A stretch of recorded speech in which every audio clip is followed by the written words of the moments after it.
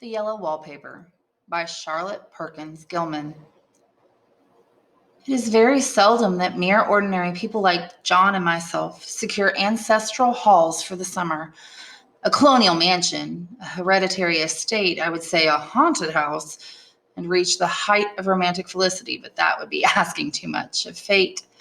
Still, I will proudly declare that there is something queer about it. Else, why should it be let so cheaply, and why have stood so long untenanted? John laughs at me, of course, but no one expects that in marriage. John is practical in the extreme. He has no patience with faith, an intense horror of superstition, and he scoffs openly at any talk of things not to be felt and seen and put down in figures. John is a physician, and perhaps I would not say it to a living soul, of course, but this is dead paper and a great relief to my mind. Perhaps that is one reason I do not get well faster. You see, he does not believe I am sick. And what can one do? If a physician of high standing and one's own husband assures friends and relatives that there is really nothing the matter with one but temporary nervous depression, a slight hysterical tendency, what is one to do? My brother is also a physician and also of high standing, and he says the same thing. So I take phosphites or phosphates, whichever it is, and tonics and journeys and air and exercise, and am absolutely forbidden to work until I'm well again. Personally, I disagree with their ideas. Personally, I believe that congenial work with excitement and change would do me good. But what is one to do? I did write for a while in spite of them, but it does exhaust me a good deal, having to be so sly about it, or else meet with heavy opposition. I sometimes fancy that in my condition, if I had less opposition and more society and stimulus, but John says that it's the very worst thing I can do is to think about my condition, and I confess it always makes me feel bad. So I will let it alone and talk about the house. The most beautiful place. It is quite alone, standing well back from the road, quite 3 miles from the village. It makes me think of English places that you read about, for there are hedges and walls and gates that lock, and lots of separate little houses for the gardeners and people. There is a delicious garden. I never saw such a garden, large and shady, full of box-bordered paths and lined with long grape-covered arbors with seats under them. There were greenhouses, but they're all broken now. There was some legal trouble, I believe, something about the heirs and co-heirs. Anyhow, the place has been empty for years. That spoils my ghostliness, I'm afraid. But I don't care. There's something strange about the house. I can feel it. I even said so to John one moonlight evening, but he said what I felt was a draft and shut the window.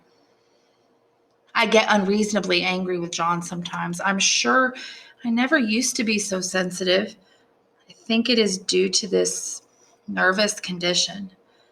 But John says, if I feel so, I shall neglect proper self-control, so I take pains to control myself before him at least, and that makes me very tired.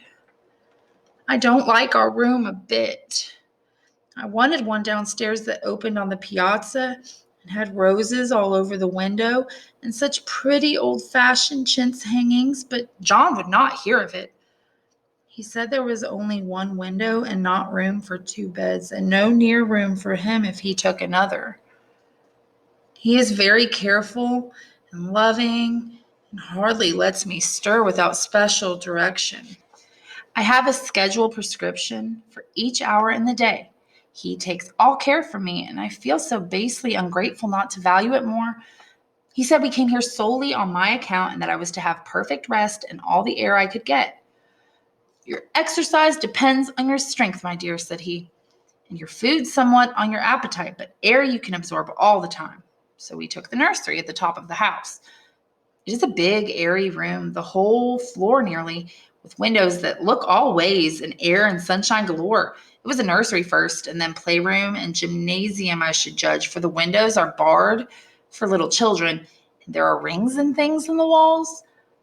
The paint and paper look as if a boys' school had used it. It is stripped off, the paper, in great patches all around the head of my bed as far as I can reach, and in a great place on the other side of the room low down. I never saw worse paper in my life. One of those sprawling, flamboyant patterns committing every artistic sin. It is dull enough to confuse the eye and following, pronounced enough to constantly irritate and provoke study. And when you follow the lame, uncertain curves for a little distance, they suddenly commit suicide, plunge off at outrageous angles, destroy themselves in unheard of contradictions. The color is repellent, almost revolting, a smoldering, unclean yellow, strangely faded by slow-turning sunlight. It is dull yet lurid orange in some places, a sickly sulfur tint in others. No wonder the children hated it.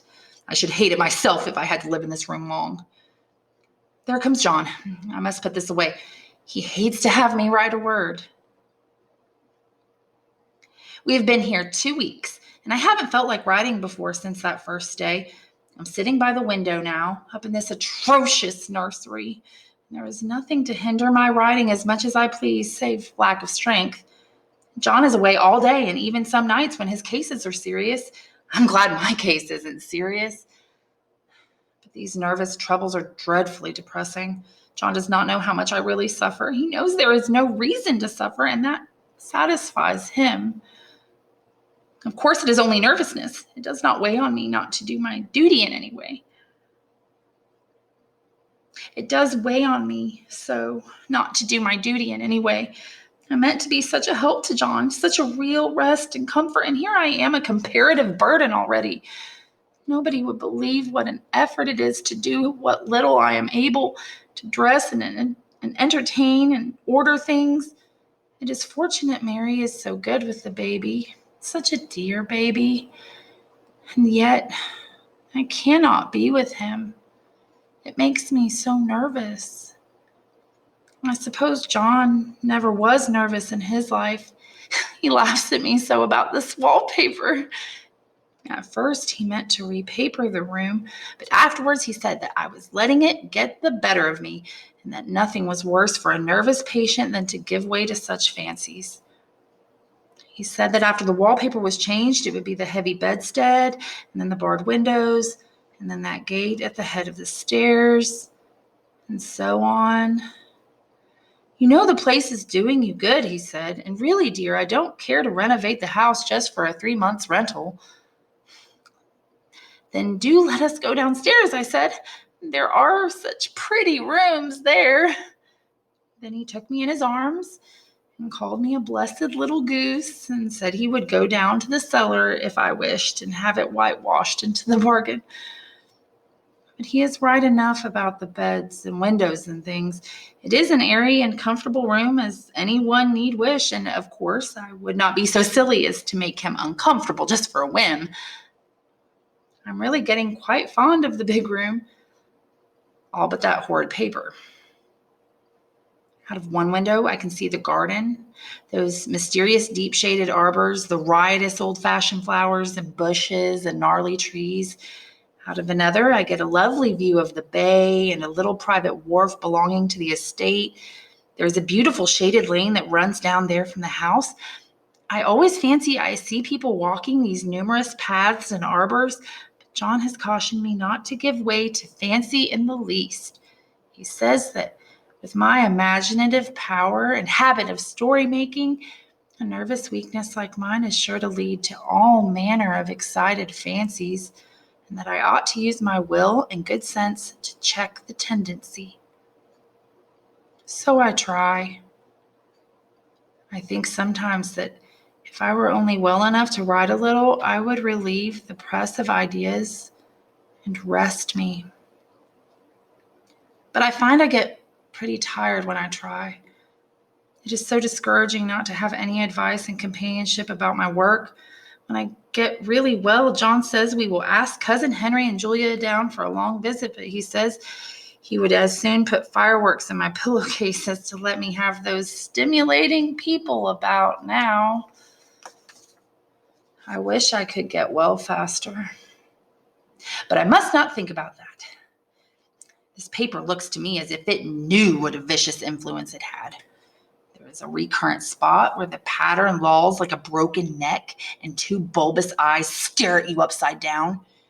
I get positively angry with the impertinence of it and the everlastingness. Up and down and sideways they crawl. Those absurd, unblinking eyes are everywhere. There's just one place where two breadths didn't match, and the eyes go all up and down the line, one a little higher than the other. I never saw so much expression in an inanimate object before. And we all know how much expression they have. I used to lie awake as a child and get more entertainment and terror out of blank walls and plain furniture than most children could find in a toy store. I remember what a kindly wink the knobs of our big old bureau used to have.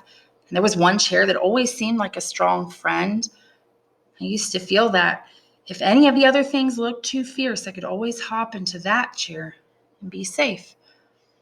The furniture in this room is no worse than inharmonious, however, for we had to bring it all from downstairs. I suppose when this was used as a playroom, they had to take the nursery things out, and no wonder. I never saw such ravages as the children have made here. The wallpaper, as I have said before, is torn off in spots, and it sticketh closer than a brother.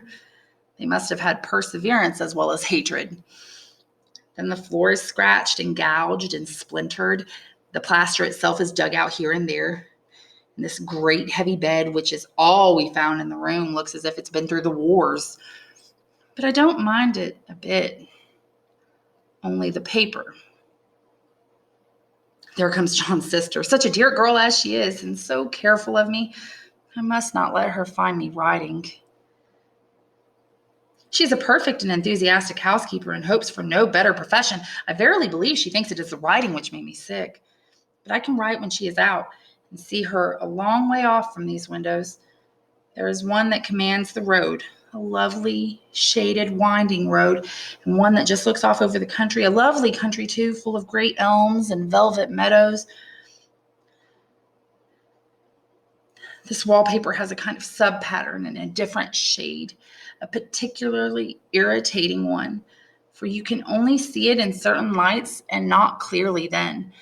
But in the places where it isn't faded and where the sun is just so, I can see a strange, provoking, formless sort of figure that seems to skulk about behind that silly and conspicuous front design. There's Sister on the stairs. Well, the 4th of July is over. The people are gone, and I am tired out. John thought it might do me good to see a little company, so we just had Mother and Nellie and the children down for a week. Of course, I didn't do a thing. Jenny sees to everything now. But it tired me all the same. John says if I don't pick up faster, he shall send me to the Weir Mitchell in the fall. But I don't want to go there at all. I had a friend who was in his hands once, and she says he is just like my John and my brother, only more so. Besides, it is such an undertaking to go so far. I don't feel as if it was worthwhile to turn my hand over for anything, and I'm getting dreadfully fretful and querulous. I cry at nothing and cry most of the time. Of course, I don't when John is here or anybody else, but when I am alone. And I am alone a good deal just now. John is kept in town very often by serious cases, and Jenny is good and lets me alone when I want her to. So I walk a little in the garden or down that lovely lane and sit on the porch under the roses and lie up here a good deal. I'm getting really fond of the room in spite of the wallpaper.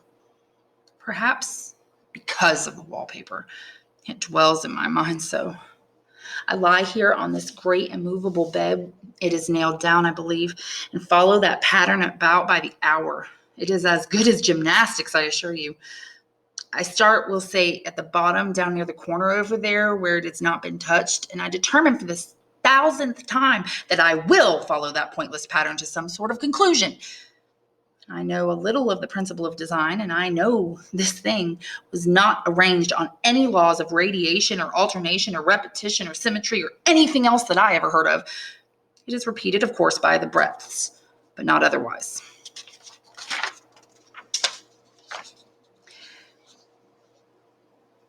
I looked at it in one way, each breath stands alone. The bloated curves and flourishes, a kind of debased Romanesque with delirium tremens, go waddling up and down in isolated columns of fatuity. But on the other hand, they connect diagonally, and the sprawling outlines run off in great slanting waves of optic horror, like a lot of wallowing seaweeds in full chase. The whole thing goes horizontally too, at least it seems so. And I exhaust myself in trying to distinguish the order of its going in that direction. They have used a horizontal breadth for a frieze, and that adds wonderfully to the confusion. There is one end of the room where it is almost intact, and there, when the cross lights fade and the low sun shines directly upon it, I can almost fancy radiation after all. The interminable grotesques seem to form around a common center and rush off in headlong plunges of equal distraction. It makes me tired to follow it. I will take a nap, I guess. I don't know why I should write this. I don't want to. I don't feel able. And I know John would think it absurd, but I must say what I feel and think in some way. It is such a relief. Effort is getting to be greater than the relief. Half the time now I'm awfully lazy and lie down ever so much. John says I mustn't lose my strength and has me take cod liver oil and lots of tonics and things, to say nothing of ale and wine and rare meat. Dear John, he loves me very dearly and hates to have me sick. I tried to have a real earnest, reasonable talk with him the other day and tell him how much I wish he would let me go and make a visit to Cousin Henry and Julia. But he said I wasn't able to go, nor able to stand it after I got there. And I did not make out a very good case for myself, for I was crying before I had finished. It is getting to be a great effort for me to think straight. Just this nervous weakness, I suppose. And dear John gathered me up in his arms and just carried me upstairs and laid me on the bed and sat by me and read to me till I tired my head. He said I was his darling and his comfort and all he had, and that I must take care of myself for his sake and keep well. He says no one but myself can help me out of it, that I must use my will and self-control and not let any silly fancies run away with me. There's one comfort. The baby is well and happy and does not have to occupy this nursery with this horrid wallpaper. If we had not used it, that blessed child would have. What a fortunate escape. Why, I wouldn't have a child of mine, an impressionable little thing, live in such a room for worlds. I never thought of it before, but it is lucky that John kept me here after all. I can stand it so much easier than a baby, you see. Of course, I never mention it to them anymore. I am too wise, but I keep watch of it all the same. There are things in that paper that nobody knows but me, or ever will.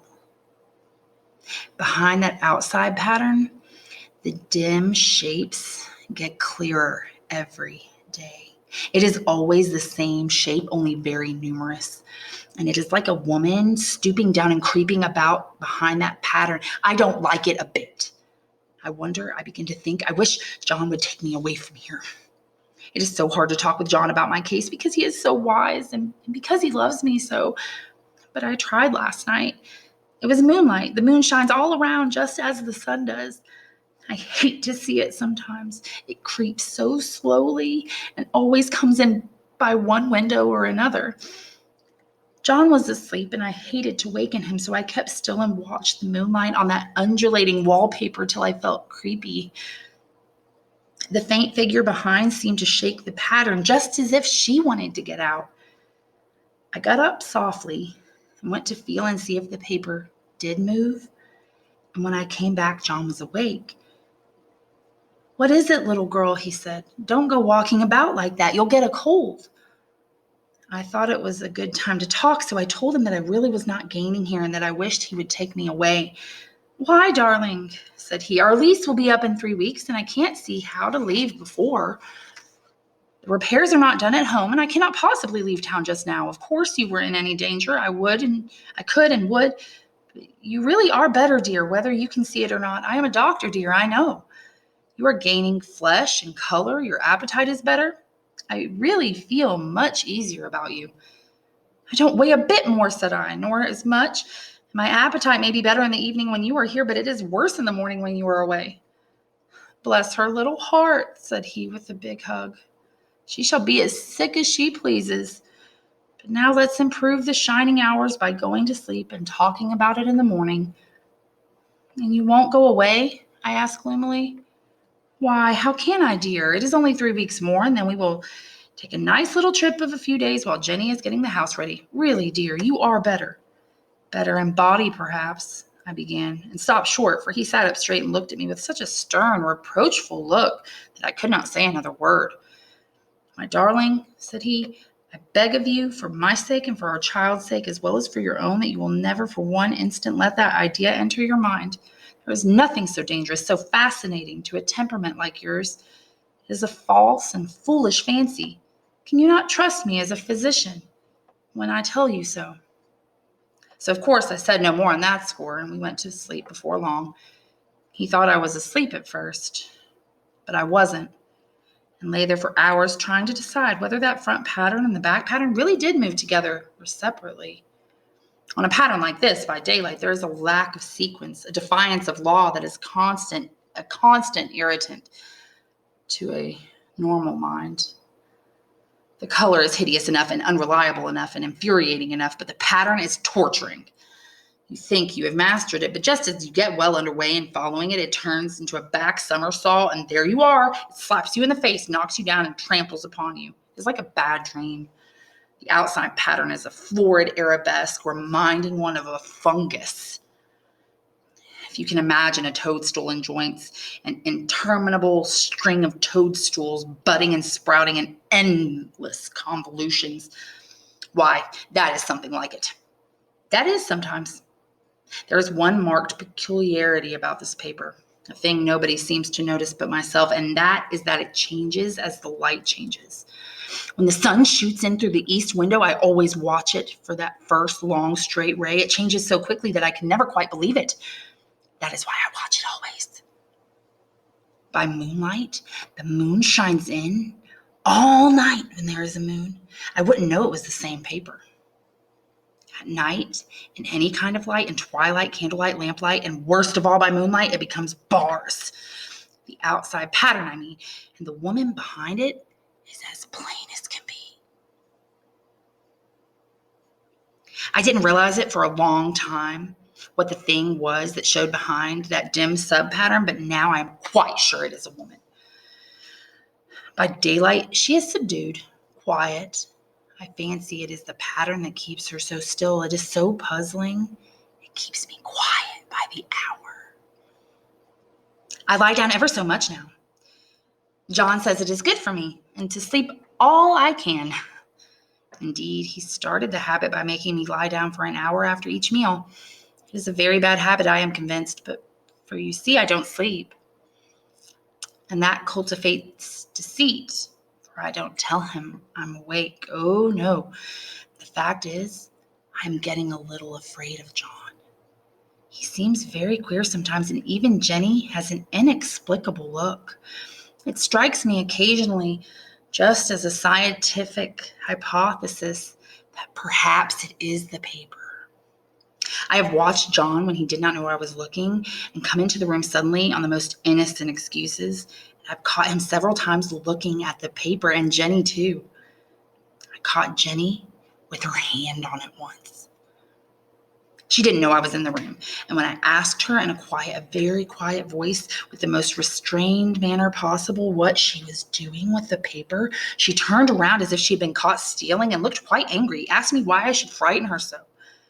Then she said that the paper stained everything it touched and that she had found yellow smooches on all my clothes and John's, and she wished we would be more careful. Did not that sound innocent? But I know she was studying the paper. And I am determined that nobody shall find out but myself. Life is very much more exciting than it used to be. You see, I have something more to expect, to look forward to watch. I really do eat better. I'm more quiet than I was. John is so pleased to see me improve. He laughed a little the other day and said I seem to be flourishing in spite of the wallpaper. I turned it off with a laugh. I had no intention of telling him it was because of the wallpaper. He would make fun of me. He might even want to take me away. I don't want to leave now until I've found it out. There is a week more, and I think that will be enough. I'm feeling ever so much better. I don't sleep at night, for it is interesting to watch developments, but I sleep a good deal in the daytime. In the daytime, it is tiresome and perplexing. There are always new shoots on the fungus and new shades of yellow all over it, and I cannot keep count of them, though I've tried conscientiously. It is the strangest yellow, that wallpaper. It makes me think of all the yellowest things I've ever seen, and not the beautiful ones like buttercups, but old, foul, bad yellow things. But there is something else about that paper. The smell. I noticed it the moment we came into the room, but with so much air and sun, it was not bad. Now we've had a week of fog and rain, and whether the windows are open or not, the smell is here. It creeps all over the house. I find it hovering in the dining room, skulking in the parlor, hiding in the hall, lying in wait for me on the stairs. It gets into my hair. Even when I go to ride, if I turn my head suddenly and surprise it, there is that smell. Such a peculiar odor, too. I have spent hours in trying to analyze it to find what it smelled like. It is not bad at first and very gentle, but quite the subtlest, most enduring odor I have ever met. In this damp weather, it is awful. I wake up in the night and I find it hanging over me. It used to disturb me at first. I thought seriously of burning the house to reach the smell. But now I am used to it. The only thing I can think of it that is, it's like the color of the paper, the yellow smell. There is a very funny mark on this wall low down near the mopboard, a streak that runs around the room. It goes behind every piece of furniture except the bed, a long, straight, even smooch, as if it has been rubbed over and over and over. I wonder how it was done and who did it and what they did it for. Round and round and round and round and round. It makes me dizzy. I really have discovered something at last. Through watching so much at night, when it changes, I finally found out. The front pattern does move, and no wonder the woman behind it shakes it. Something I think there are a great many women behind, and sometimes only one, and she crawls around fast, and her crawling shakes it all over. And then in the very bright spots, she keeps me still, and in the very shady spots, she just takes hold of the bars and shakes them hard. And she is all the time trying to climb through. But nobody would climb through that pattern. It strangles so. I think that is why it has so many heads. They get through, and then the pattern strangles them off and turns them upside down and makes their eyes white. If those heads were covered or taken off, it would not be half so bad. I think that the woman gets out in the daytime, and I'll tell you why privately. I've seen her. I can see her out of every one of my windows. It is the same woman I know, for she is always creeping, and most women do not creep by daylight. I see her on that long road under the trees, creeping along, and when a carriage comes, she hides under the blackberry vines. I don't blame her a bit. It must be very humiliating to be caught creeping by daylight. I always lock the door when I creep by daylight.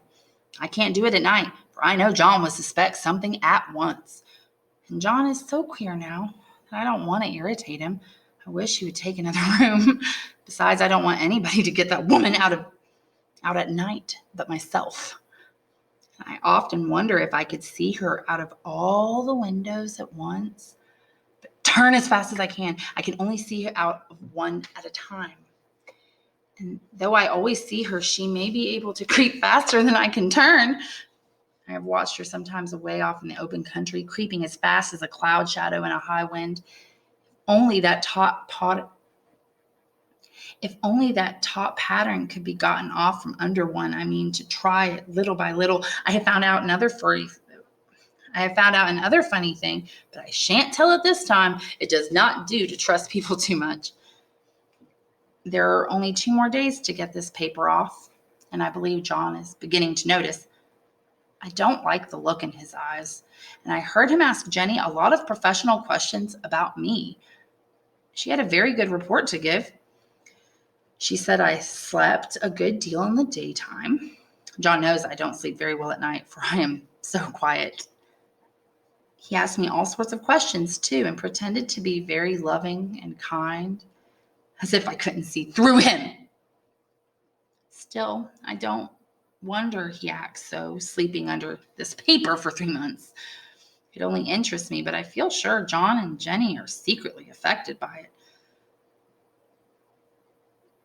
Hurrah! This is the last day. But it isn't enough. John is to stay in town overnight and won't be out until this evening. Jenny wanted to sleep with me, the sly thing. But I told her I should undoubtedly rest better for a night all alone. That was clever, for really I wasn't alone a bit. As soon as it was moonlight and that poor thing began to crawl and shake the pattern, I got up and ran to help her. I pulled and she shook. I shook and she pulled. And before morning, we had peeled off yards of that paper, a strip about as high as my head and half around the room. And then the sun came and that awful pattern began to laugh at me, and I declared I would finish it today. We go away tomorrow, and they are moving all my furniture down again to leave things as they were before. Jenny looked at the wall in amazement, but I told her merrily that I did it out of pure spite at the vicious thing. She laughed and said she wouldn't mind doing it herself, but I must not get tired. How she betrayed herself that time. But I am here, and no person touches this paper but me. Not alive!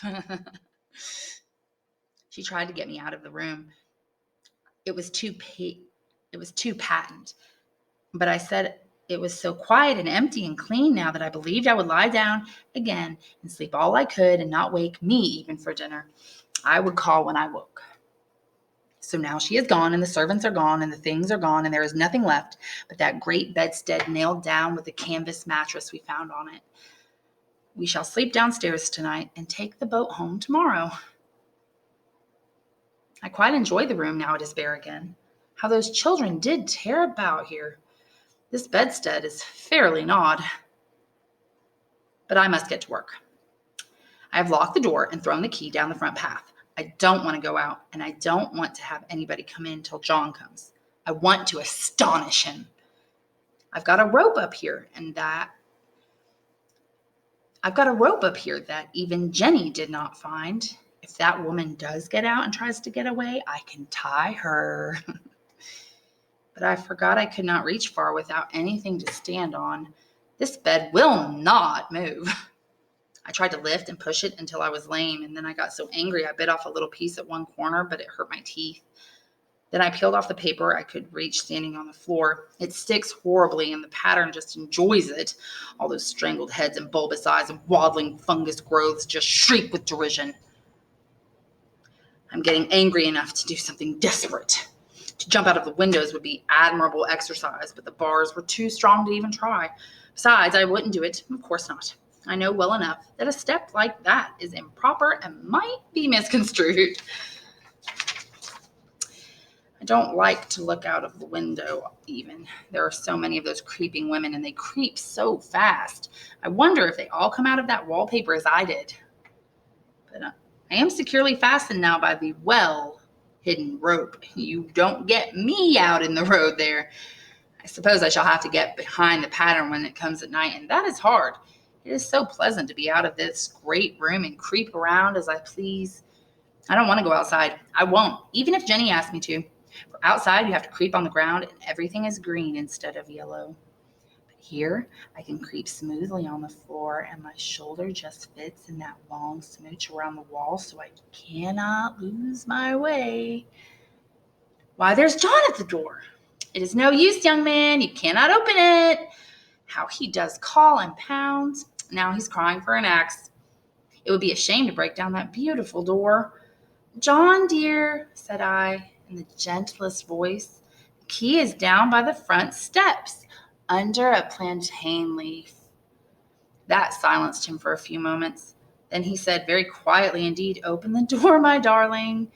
I can't, said I. The key is down by the front door under a plantain leaf. And then I said it again several times, very gently and very slowly, and said it so often that he had to go and see, and he got it, of course, and came in. He stopped short by the door. What is the matter? He cried. For God's sake, what are you doing? I kept on creeping, just the same, but I looked at him over my shoulder. I've got out at last, said I, in spite of you and Jane, and I've pulled off most of the paper, so you can't put me back. Now, why should that man have fainted? But he did, and right across my path by the wall, so that I had to creep over him every time. Okay, so this story tackles mental illness in the 1800s, especially for women. Our main character, the narrator, she has something going on with her, and we can kind of infer a couple of things. It may perhaps have something to do with the recent birth of a child. It can be speculated that she has what's called postpartum depression, which is a chemical imbalance in the brain after a woman has a child, and it can cause everything from, insomnia and just general depression to, what we saw here. And at the end, she's writing all this stuff down. So the question to ask yourself is, does she survive? And then on top of that is, what the resolution would be, who the antagonist is. So the antagonist is the person going against the protagonist, or the character going against the protagonist. So, it could be mental illness, and it could be her husband, John. And the reason being, he's trying to do what he can for her, but, what he thinks is best may not be what is best here. So as things escalate with the paper, toward the end, she begins to think she is the woman in the paper. Now, of course, you need to understand that everything going on with her and this wallpaper is all in her head, of course. Wallpaper, this is not a fantasy. So, this is not literally occurring. It's all in her head. But toward the end, she has a rope around her in some form or fashion, and this causes her husband to faint. So the resolution is found kind of in, how does this resolve her conflicts with her husband? She wanted out of the room. She wanted freedom. And, he walks in to find her with a rope around her in some form or fashion. What is he immediately going to think she is doing? And what is that going to tell him about what he has done to her as her doctor and husband? Charlotte Perkins Gilman was a feminist writer at the time. And, women were, first off, mental illness was not treated very well at the time. Either you were completely removed from, society, or you were actually receiving treatment, and treatment usually was far worse than the symptoms.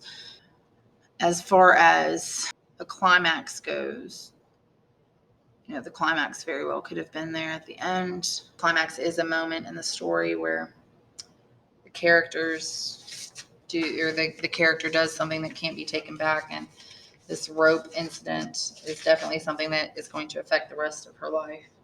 Discussion questions. Why do you think people in this period discouraged women from writing? Explain your answer.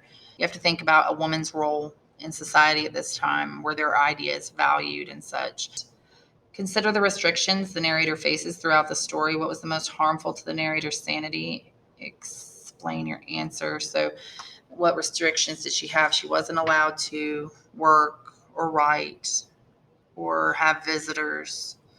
And you have to think in terms of what we know about depression and suicidal tendencies today. What does that mean? In the context of this story, what did it mean to be a woman in the 19th century America? I think you guys can figure that out. And then, in your opinion, are the themes in this story still relevant today? That's an opinion